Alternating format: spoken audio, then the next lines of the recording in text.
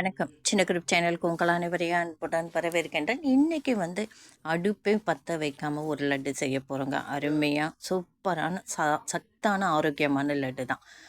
இந்த லட்டு செய்ய 10 நிமிஷம் கூட ஆகாதுங்க. சத்து மாவு கடையில் அந்த பவுட்ரு கிடைக்கும். அப்படி இல்லைன்னா நம்மளே அரைச்சிக்கணும்.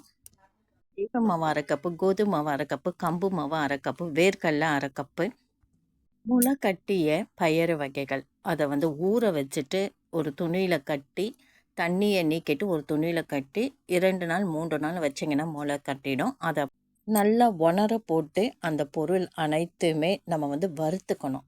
வறுத்துட்டு அதை ரைஸ் மில்லில் கொடுத்து அரைச்சி எடுத்துக்கலாம். இதெல்லாம் என்னால் முடியாது அப்படின்னு டிபார்ட்மெண்ட் ஸ்டோரில் சத்து மாவு கிடைக்கிது, அதை வாங்கிக்கோங்க. நான் சத்து மாவு தான் எடுத்திருக்கேன். அதில் 1 கப்பு கோபுரமாக நான் சத்து மாவு எடுத்திருக்கேன்.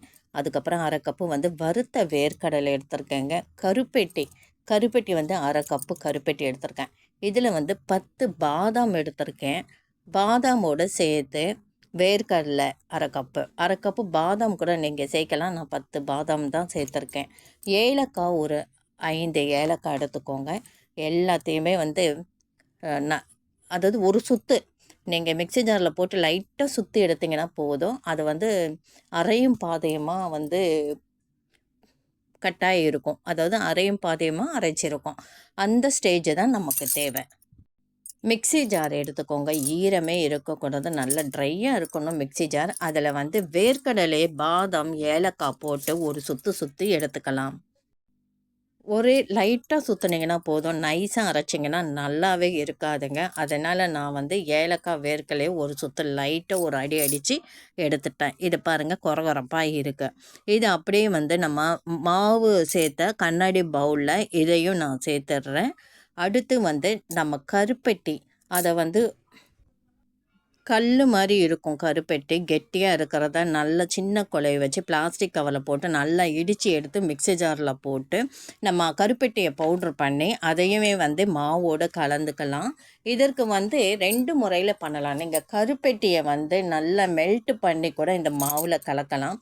நான் பவுட்ரு பண்ணி கலக்கிறேன். இப்போ பார்த்திங்கன்னா வெது வெதுப்பான தண்ணீர், நீங்கள் வெது வெதுப்பான பால் கூட ஆட் பண்ணலாம். பால் அந்த ஸ்மெல்லு பிடிக்காததுனால நாங்கள் தண்ணி, அந்த தண்ணியை லைட்டாக வெது வெதுன்னு வச்சு அதை மாவோடு சேர்த்துட்டோம். புட்டு பதத்தில் நம்ம கலந்து கொடுத்தோன்னே நல்லா அழுத்தமாக அந்த பால் மாதிரி ஒரு எலுமிச்சம்பழம் அளவு எடுத்து லட்டு மாதிரி அழுத்தமாக பிடிச்சி வச்சிங்கன்னா இறுகிடும்.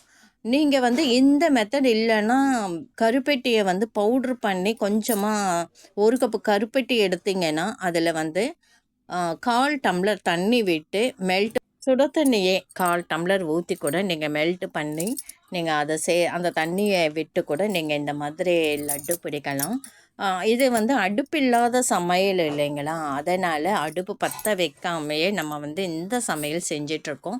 சத்தான ரொம்பவே ஆரோக்கியமான லட்டு இது.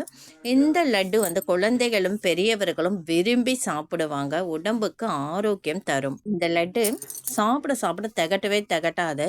சத்து மாவு கலந்து பாலில் கலந்து சாப்பிடணும், கஞ்சியாக காய்ச்சி சாப்பிடணுன்ட்டு நிறைய பேருக்கு பிடிக்காது. ஆனால் இப்படி செஞ்சு கொடுத்தீங்கன்னா பெரியவங்களும் சின்ன குழந்தைங்களும் விரும்பி சாப்பிடுவாங்க. புரோட்டீன், அயன் சக்தி நிறைந்த இந்த லட்டு நீங்கள் வீட்டில் செஞ்சு கொடுங்க. செய்கிறது ரொம்பவே சுலபம். 10 நிமிஷத்தில் நம்ம இந்த லட்டு செஞ்சிடலாம். இந்த வீடியோ பிடிச்சிருந்தால் லைக் பண்ணுங்கள், ஷேர் பண்ணுங்கள், சப்ஸ்கிரைப் பண்ணுங்கள், கமெண்ட் பண்ணுங்கள். நன்றி.